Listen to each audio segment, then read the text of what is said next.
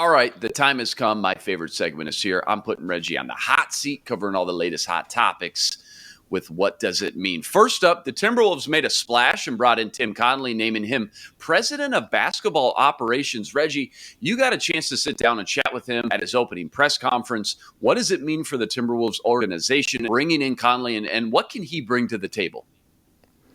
So the Timberwolves took a big swing.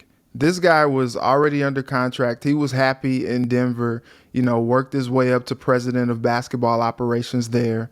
Has a great eye for talent evaluation. You look at some of the guys who they've taken since he's been there: Jokic, Murray, Michael Porter Jr. This team has organically built itself into a playoff contender year after year.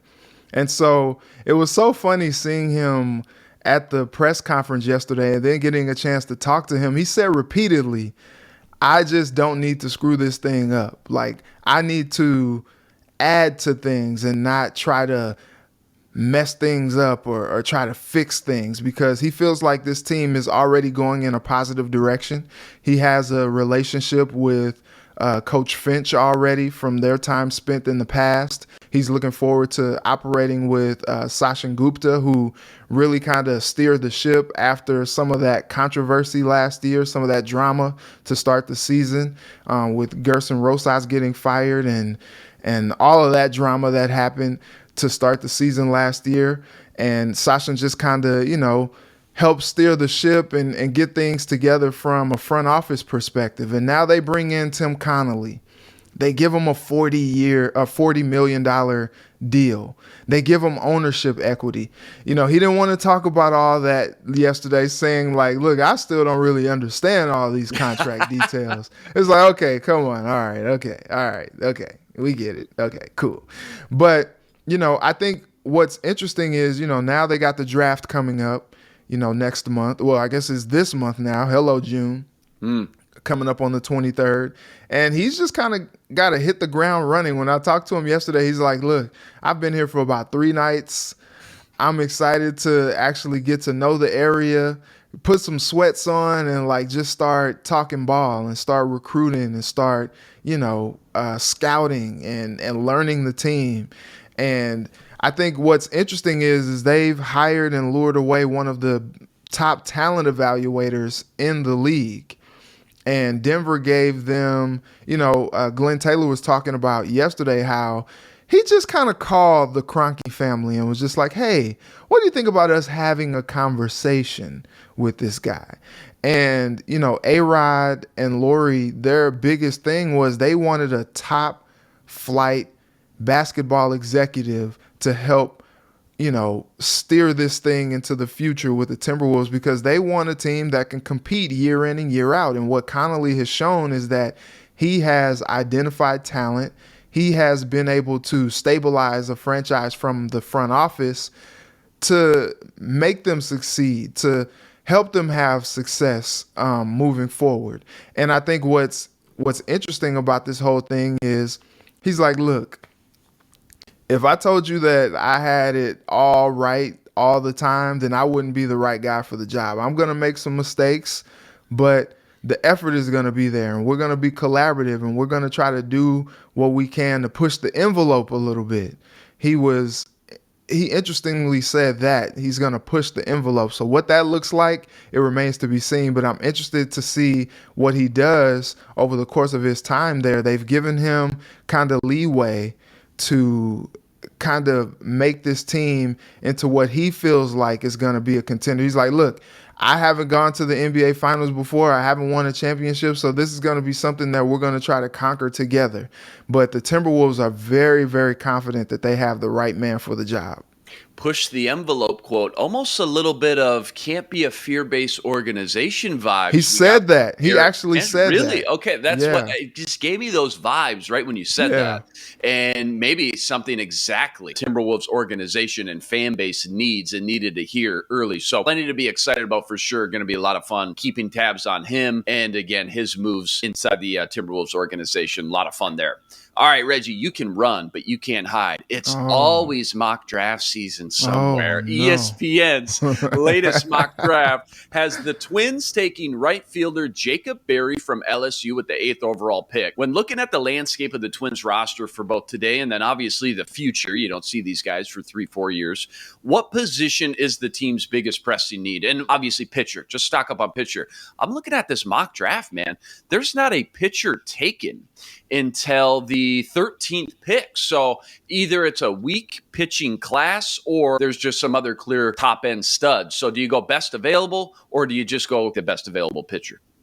Luke, you just had to throw a draft thing in here, huh? Reggie's got PTSD, man. Huh? He just got done with mock draft season. That's what you're going to do to me, Luke? Here we are. Well, I think it's interesting because with conversations that you and I have had, we always say when your team is up, best player available. Don't overthink it. Yep. All the time. And so look, I understand that pitching is a need and you can never have enough pitching. Like let's make that clear. You can never have enough pitching. But if Barry is the guy, the best player available when they come up to draft, take that guy. Get your pitcher in the draft. I mean, there's like 1 million rounds in the baseball draft. Get your pitcher when you can, for sure, and get ready to start developing that person. But if you have a guy like, here's the thing, like if you have a chance to draft a guy like Aaron Judge, this generational talent, and you have a guy like Joe Ryan on the board. Yeah, Joe Ryan's going to be a stud, but you're like, dang, man, this dude. I was having a conversation with my wife last night, and we were kind of talking about how A-Rod has just cleaned up in his career. And she was just like, the fact that he hits home runs, like, is that the reason why he has gotten so much money? Why, teams wanted to pay him so much? I'm like, heck yeah. Like, they're not paying these guys because they're hitting singles, doubles, and triples. I mean, God bless those guys. Baby. Yeah. Yep. The guys who, A-Rod's hit over 600 home runs in his career. Like, those guys are getting paid because those guys are at a premium. Like, you can't get those guys just anywhere. You can't get those guys just walking down the streets and, hey, can you hit 30 home runs for us? You cool? All right, come on in. You're a twin. Let's do it. Like, no, you're not going to get these type of guys just, walking around. So if you have a chance to take a guy who has the type of upside to be a power hitter, top flight outfielder, power hitter in the future, like you take that guy and then you just hope to hit on a pitcher later. But, there's something to be said about these can't miss prospects. And if you have one of those guys available, you can't miss on the prospect because you're like, oh, we got to draft for need, because then you're messing yourself up. All right, last one. What does it mean with Devontae Adams out of Green Bay? Many experts have the Packers taking a small step back and regressing in 2022. What does it mean for the chances of Matt LaFleur and Aaron Rodgers to win 13 games or more for what would be their 4th season in a row? Can they do it? 13 in a row, 3 times? Can they do it a 4th? All right, let me just say this. I wouldn't put it past them because they're the Packers. You're not going to bet against them, right? You're not going to take your money. They always find a way. I'm willing to bet against them, right? Yeah, they always find a way. But, I think, it's cool that the Packers are going to go all in on defense. You're going to draft, a couple guys that should make an impact on defense. You're going to go all in on defense. Okay, we get it. This team still has Aaron Rodgers as quarterback, okay?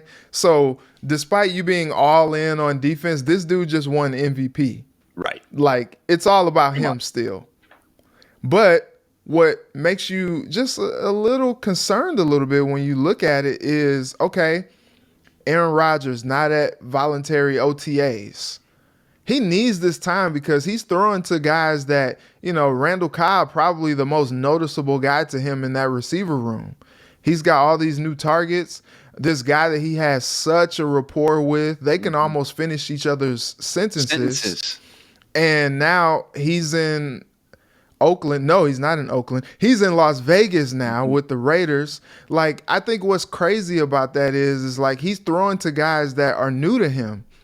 And you're just wondering, like, yes, Aaron Rodgers, he makes it work with whoever, but it's just like, no, man, there's something to be said about, getting a rapport with your receivers, some of these guys that you're going to be throwing to. There are reports talking about new target Christian Watson might have a little bit of the dropsies, which I don't subscribe to for any rookie after watching what Jamar Chase did last year, because when I was watching, I was in Cincinnati for the preseason last year, and Jamar Chase couldn't catch a thing.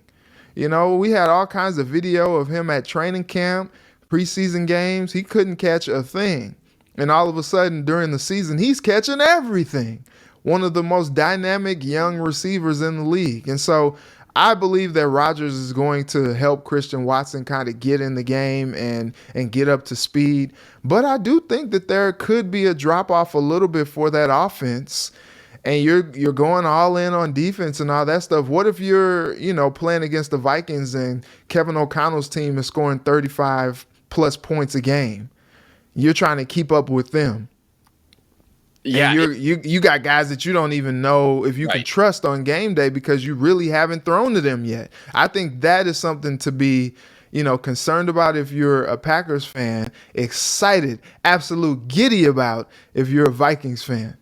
Yeah, I'm a big draft nut. I'm all about if you can get a couple early draft picks for an aging vet, I'm all about it. Find the next young stud, groom him, develop him. But there's something to be said about a Super Bowl window, and the Packers Super Bowl window is now. And when you go out and trade a proven vet like Devontae Adams that is just supplanted as maybe the league's best receiver, and now you have to start all over with not only your receiving core, right? They brought in Christian Watson, Randall Cobb, okay, but Sammy Watkins is new. They also drafted Romeo Doubs from Nevada. There's a huge learning curve here. Hashtag they got to get their chemistry down, but also you can't just assume that, but we got 2 first-round draft picks, so you can't just assume those guys are just going to be plug and play, start them day one, and contribute and be, big-time factors. So there's going to be a little bit of learning curve, and when your Super Bowl window is now, you would think they would be going to sign, more clear-cut, keeping all their vets in place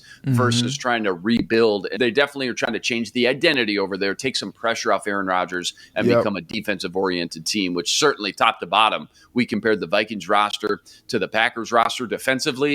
And when it comes to starters, man, Packers got a lot of young talent that's going to be budding for years to come for sure.